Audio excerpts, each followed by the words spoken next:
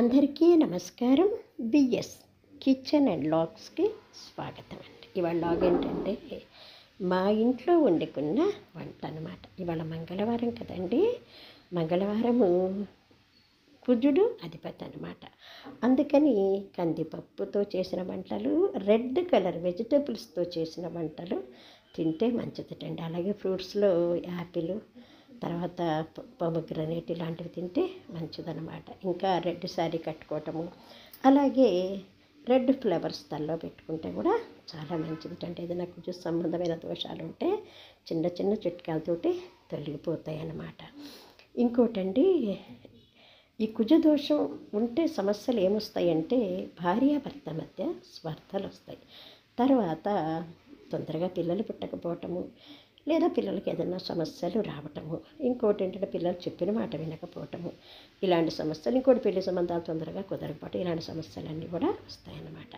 అప్పుడు ఏం చేయాలంటేనండి, ఒక 16 మంగళవారాలు లేదా 18 మంగళవారాలు రెడ్ కలర్ బ్లౌజ్ పీసులు 2, అలాగే రెడ్ కలర్ యాపిల్ లేకుంటే మరి దానిమ్మ తీసుకునేసి ఇంత కుంకుమ, రెడ్ కలర్ బ్యాంగిల్స్ తీసుకెళ్ళి అమ్మవారి గుళ్ళో ఇచ్చి దండం పెట్టుకుంటే కనుక ఆ సమస్యలు తీరతాయన్నమాట.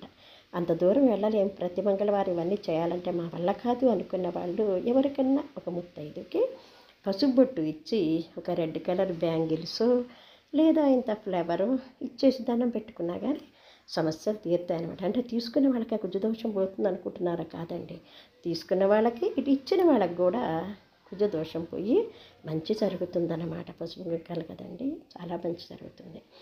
మరి వాళ్ళు నేను మంగళవారం కదా అని టమాటా కూర, క్యారెట్ కూర, గోరుచిక్కుడుకాయ పులుసు పెట్టానన్నమాట.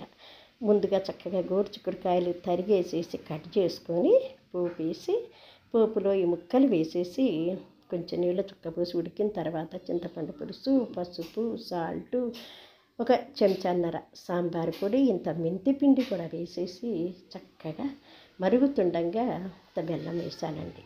అది కూడా బాగా మరుగుతుండగా బాగా దగ్గర ఉడకనియాలన్నమాట. గోరుచిక్కుడుకాయ పులుసు అంటారు దాన్నే.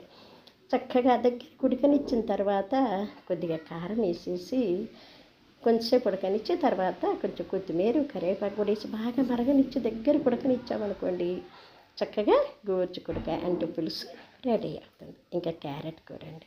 క్యారెట్ని చక్కగా కడిగేసేసి ముందు పీలర్ తోటి చక్కగా చెక్కు తీసి సన్నగా తురిమానండి. తర్వాత బాండి పెట్టి నూనె వేసి పోపు గింజలు, పల్లీలు, కరివేపాకు వేసేసి చక్కగా వేగిన తర్వాత ఈ తురిమి పెట్టుకున్నది వేసేసాను అనమాట. పసుపు, సాల్ట్ వేసి మగ్గనిచ్చిన తర్వాత కొన్ని పెసర గింజలు కూడా వేసాను అనమాట టేస్ట్కి.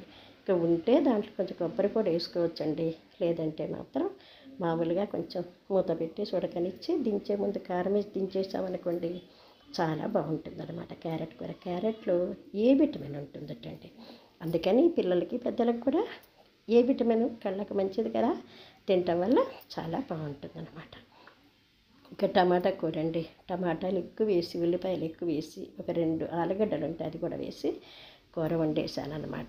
ఎలాగంటే పోపు వేసి ఆ పోపులో పోపు గింజలు, ఎండుమిర్చి, కరివేపాకు, అల్లము, పచ్చిమిర్చి పేస్ట్ కూడా వేసేసి చక్కగా కమ్మటి వాసన వచ్చిన తర్వాత టమాటా ముక్కలు, ఆలు, ఉల్లిపాయ ముక్కలు వేసేసి పసుపు, సాల్ట్ వేసి కొద్దిగా మగ్గనిచ్చానండి. చక్కగా మగ్గుతున్న తర్వాత 2 చెంచాలు సాంబార్ పొడి వేసాను అన్నమాట. చాలా బాగుంటుందన్నమాట. అట్లా సాంబార్ పొడి వేసి ట్రై చేసి చూడండి, ఎంత కమ్మడి వాసన వస్తుందో మీకే తెలుస్తుంది.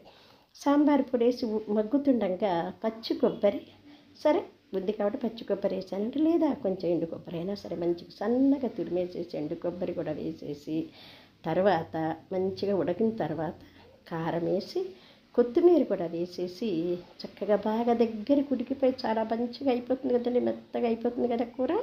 అప్పుడు దించే ముందు ఒక 2 చెంచాలు కనుక నెయ్యి వేసి కొద్దిగా మగ్గనిచ్చామనుకోండి, అసలు ఉడుకుతుంటేనే చాలా మంచి వాసన వస్తుందన్నమాట. ఇటు టేస్టీకి టేస్టీ, హెల్తీకి హెల్తీ కూడా ఉంటుందన్నమాట. ఈసారి మీరు ఇలా ట్రై చేసి చూడండి. టమాటా కూర, ఉట్టి టమాటా కూర అయినా కూడా ఇలా చేయొచ్చు, లేదా ఒకటి ఆలుగడ్డ వేసాను కాబట్టి ఇది టమాటా ఆలుగడ్డ కూర కూడా అనొచ్చు అనమాట. చాలా బాగుంటుందండి టమాటా కూర. ఇలా చేసుకొని చూడండి. అలాగే నేను చెప్పిన చిన్న చిన్న చిట్కాలు పాటించి మీ జీవితాన్ని నందనమయం చేసుకోండి.